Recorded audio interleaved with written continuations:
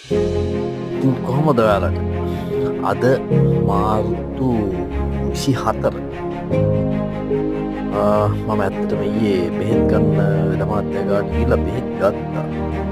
මෙන්න මේ ඔයාලා බලන්න මෙන්න මේ ඇඟිල්ලේ දබර ඇඟිල්ල. එතන තිබුණා මගේ ලපයක් වගේ. අන්න ඒ ලපේ තියෙන තැන කැඩුනා.